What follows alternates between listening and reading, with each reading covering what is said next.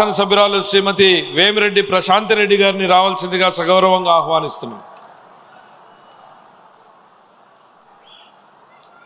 అందరికీ నమస్కారం. ముందుగా నాకు విధ్వంసం నుండి వికాసం వైపు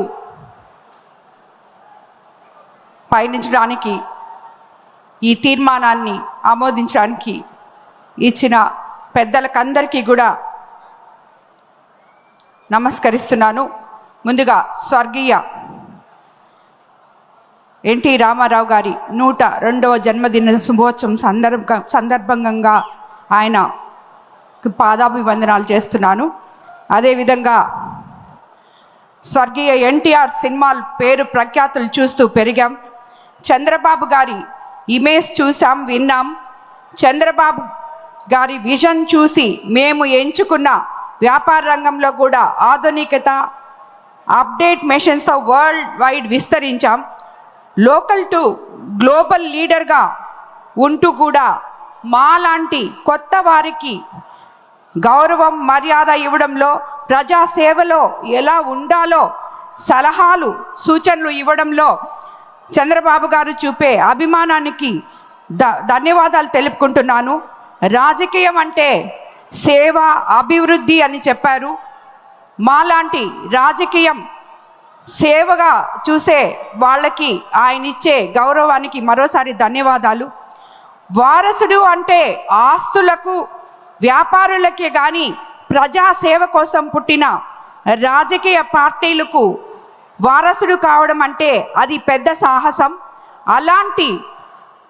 అలాంటిది తాత తండ్రిని మించి రాజకీయ పార్టీలో ప్రతి కార్యకర్త మనసు గెలిచిన లీడర్గా లోకేష్ తనకు తాను నిరూపించుకున్నారు. విపత్కర పరిస్థితుల్లో తల్లిదండ్రులను, తెలుగుదేశం పార్టీని కాపాడుకుంటూ రాక్షసాంగ పరిపాలన చేసే నియంతతో పోరాడినప్పుడే లోకేష్ బాబు గారి శక్తి తెలిసింది. ఇన్ని ఉత్తమ నాయకత్వ లక్షణాలు మనసున్న అధినేతలతో కలిసి ప్రయాణం చేయడం చాలా గొప్పగా నేను ఎంపీ వేమిరెడ్డి ప్రభాకర్ రెడ్డి గారు భావిస్తూ రాష్ట్ర పునర్నిర్మాణానికి ఈ నాయకులతో కలిసి అడుగులు వేయడం మా అదృష్టంగా భావిస్తున్నాను. ఆంధ్రప్రదేశ్ రాష్ట్రంలో మరి ఏ నేతకు దక్కని గౌరవం సీఎం చంద్రబాబు గారికి దక్కింది. కష్టపడి పనిచేయడం, నిజాయితీగా ఉండడం, అనునిమిషం ప్రజల కోసం వాళ్ళ భవిష్యత్తు జీవిత లక్ష్యం అని బతకడం వల్ల ప్రజలు 4 దశాబ్దాలుగా ఆయన్ను గుండెలో పట్టి చూసుకుంటున్నారు. నిన్నటి విధ్వంసం నేటి రేపటి వికాసం వైపు రాష్ట్రం ప్రయాణం సాగుతోంది. అన్ని ప్రాంతాల, అన్ని వర్గాల ప్రజలు ఆకాంక్షలకు అనుగుణంగా సవాళ్లను, కష్టాలను ఎదుర్కొని నిలబడి సీఎం చంద్రబాబు గారు పాలన సాగిస్తున్నారు. రాష్ట్రంలోని ప్రతి పౌరుడు గర్వపడేలా నాది ఆంధ్రప్రదేశ్, నా రాజధాని అమరావతి అనేలా నిర్మాణం చేపట్టారు. ఏడాదికి 15% వృద్ధి సాధనతోనే స్వర్ణాంధ్ర 2047 సాకారం అవుతుంది. 2047 నాటికి 308 లక్షల కోట్లు ఆర్థిక వ్యవస్థగా ఏపీ చేరాలనే లక్ష్యంగా పెట్టుకున్నాం. రాష్ట్ర తలసరి ఆదాయం 55 లక్షల సాధనకు 10 సూత్రాలతో ప్రణాళిక రూపొందించారు. 60% పట్టణీకరణ, నిరుద్యోగత తగ్గించడం, 39.12 లక్షల కోట్ల ఎగుమతులు సాధించడం లక్ష్యంగా పెట్టుకున్నారు. 2029 నాటికి తలసరి ఆదాయం 5,42,985 వచ్చేలా పెట్టుకున్నారు. కొన ఊపిరితో ఉన్న రాష్ట్రాన్ని కాపాడమే కాదు, ఆంధ్రప్రదేశ్ అని సగర్వంగా నిలబెట్టే బహుతర బాధ్యతను మా కూటమి ప్రభుత్వం తీసుకుంది. 10 లక్షల కోట్ల అప్పులు, గాడి తప్పిన వ్యవస్థలు, అస్తవ్యస్తంగా ప్రభుత్వ శాఖలు, పెండింగ్ బిల్లులు, అనేక సవాళ్లను విసిరిన అనుభవంతో, అందరి సహకారంతో పాలన చేస్తున్నారు. ప్రజల నమ్మకం ఒమ్ము కాలేదు. 5 నెలల్లోనే ప్రజల కోసం ప్రభుత్వం అనేక అడుగులు వేసింది. అందుకే ప్రజల్లో ఒక నమ్మకం, సంతృప్తి, సంతోషం, భద్రత కనిపిస్తుంది. ఎన్నికల హామీలకు అత్యధిక ప్రాధాన్యత ఇచ్చాం. తద్వారా ప్రజల్లో ఒక పాజిటివ్ చర్చను తీసుకురాగలిగాం. ప్రజలు కూడా అర్థం చేసుకునేలా అండగా నిలిచారు. పేదల సేవలో అనే కాన్సెప్ట్తో పాలన చేస్తున్నాం. దానితో భాగంగానే ప్రజల జీవన ప్రమాణాలు మార్చే పథకాలు ఎన్నో అమల్లోకి తీసుకొచ్చాం. 2014లో 16,000 కోట్ల రెవెన్యూ లోటును పాలన ప్రారంభించిన 120కి పైగా సంక్షేమ పథకాలు కార్యక్రమాలు అమలు చేశాం. గిరిజనులకు, దళితులకు 27 పథకాలు, ముస్లింలకు 10 పథకాలు, బీసీలకు ఆదరణ వంటి పథకాలతో వెన్నుదన్నుగా నిలిచాం. పుట్టిన బిడ్డకు ఎన్టీఆర్ బేబీ కిట్, తల్లి బిడ్డ ఎక్స్ప్రెస్తో మొదలుపెట్టి చనిపోయిన వారికి బీమా వరకు అనేక పథకాలు అమలు చేశారు. కానీ గత ప్రభుత్వం చివరికి పేదవాడు తినే అన్నా క్యాంటీన్ను కూడా మూసివేసింది.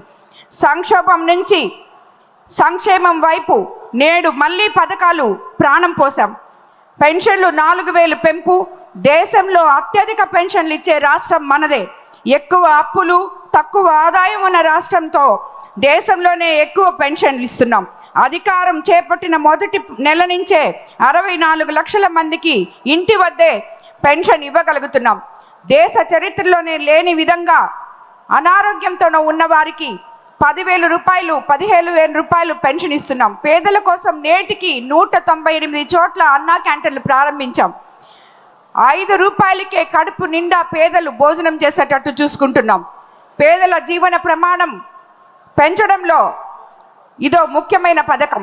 సూపర్ 6 పథకాలు నాంది. ఆడబిడ్డలకు సాయంగా దీపం 2 కింద ఏడాదికి 2,684 కోట్లతో 3 ఉచిత గ్యాస్ సిలిండర్ల పథకం. చెత్త పన్ను రద్దు చేశాం. గత ప్రభుత్వం పన్ను వేసింది కానీ 83 లక్షల టన్నుల చెత్త ఎత్తనే లేదు. 25కు పైగా కొత్త నూతన పాలసీలు, industrial development policy, MSME policy, food processing policy, electronic policy, private park policy, clean energy policy, semiconductor policy, drone policy, data centre policy, తిరిగి బ్రాండ్ ఏపీకి శ్రీకారం చుడుతున్నాం. పారిశ్రామిక ప్రగతి వైపు అడుగులు వేస్తున్నాం. ₹5,000 కోట్లతో కొప్పర్తి, ఓరకల్లు ఇండస్ట్రియల్ కారిడార్లు, కర్నూలులో డ్రోన్ హబ్ ఏర్పాటుకు 300 ఎకరాల కేటాయింపు. ప్రతి క్షణం, ప్రతిరోజు రాష్ట్రం కోసమే ప్రజల రుణం తీర్చుకుంటున్నాం. ఇవన్నీ కేవలం 5 నెలల కాలంలో మా ప్రభుత్వం చేసుకున్న లక్ష్యాలు. అన్నీ చేస్తాం, రాత్రికి రాత్రే అద్భుతాలు సృష్టిస్తామని చెప్పడం లేదు. కానీ ప్రతి ఒక్కటి మనం ప్రజలకి ఎలక్షన్ టైంలో ఏమైతే హామీలు ఇచ్చామో అవన్నీ ఇవ్వడానికి మన ముఖ్యమంత్రి చంద్రబాబు నాయుడు గారు, నారా లోకేష్ బాబు గారు ఇద్దరూ కలిసి ఎన్నో ప్రయాసాలకు ఓర్చి పేదవాడి గుండె చప్పుడు వింటూ ఎన్నో మహోన్నత కార్యక్రమాలు ముందుకు తీసుకెళ్తున్నారు. అన్నిటికన్నా ముఖ్యంగా పేదవారి కోసం ప్రతిరోజు ఇక్కడ ఉన్న ఏ నాయకుడైనా మనకందరికీ దిశానిర్దేశం చేస్తే దాని విధంగా అట్టడుగున ఉన్న బలహీన వర్గాలకి, కార్యకర్తలకి ఎలా అండగా ఉంటారో మనకి ఆ విధంగా మనల్ని ప్రతి నెల 1వ తేదీ పెన్షన్ ఇవ్వడానికి ప్రజల్లోకి పంపించి వారి కష్టాల కోసం వాళ్ళకి ఎటువంటి ప్రాబ్లం ఉన్నా అక్కడికక్కడే తీర్చే విధంగా మనకి ప్రజలకి దగ్గర చేస్తున్నారు. అదేవిధంగా గ్రీవెన్స్ డేలు పెట్టి నిత్యము వారానికి 1 రోజు ప్రజల్లో ఉండాలని నాయకుల్ని కోరుకుంటున్నారు. ఇలాంటి నాయకులతో కలిసి మనము పనిచేయడం వల్ల అట్టడుగు బలహీన వర్గాలకి, కార్యకర్తలకి అందరికీ కూడా న్యాయం జరుగుతుంది. ఇలాంటి వాళ్ళు మనకి రాబోయే రోజుల్లో తప్పకుండా ఎటువంటి క్లిష్ట పరిస్థితుల్లో మన రాష్ట్రం ఉన్నా కూడా మనం అభివృద్ధి ప్రదం వైపు ఎల్లగనమలి ఇలాంటి నాయకుల ద్వారా మనం అందరము దీని మూలంగా తెలియజేసుకుంటాను. మరోసారి నాకు ఈ ప్రతిపాదనని బలపరిచినందుకు ఇచ్చిన అవకాశాన్ని ఇచ్చిన అందరికీ కూడా ధన్యవాదాలు తెలుపుకుంటూ నమస్కారం. థ్యాంక్ యూ ప్రశాంత్ రెడ్డి గారికి.